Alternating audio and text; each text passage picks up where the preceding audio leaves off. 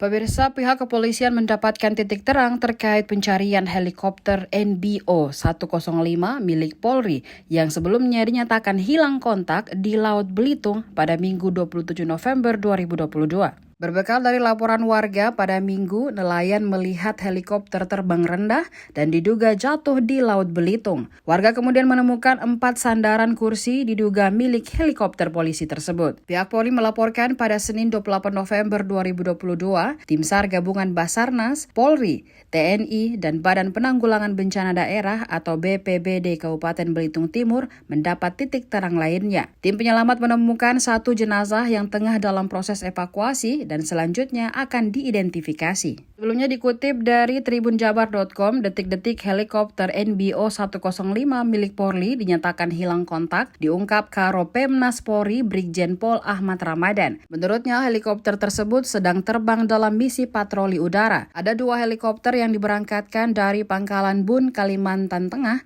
yakni bernomor registrasi P113 dan P1103. Adapun yang hilang kontak adalah helikopter P1103 yang dikemudikan AKP Arif Rahman Saleh. Helikopter milik Polri dengan nomor registrasi P1107 mengalami hilang kontak di perairan Buku Limau, Manggar, Belitung Timur, Bangka Belitung pada Minggu 27 November 2022 pada pukul 13.45 waktu Indonesia Tengah. Hal tersebut kemudian dibenarkan oleh Karo Pemnas Polri Brigjen Pol Ahmad Ramadan. Ada 4 kru yang berada di dalam helikopter tersebut, yakni AKP Rahman Saleh, Bribtu Lasminto, Aibda Joko, dan Bribda Anam. Ramadan merinci kronologi berawal ketika kapten dari helikopter P113 berusaha memanggil pilot dari helikopter P1103 melalui radio komunikasi.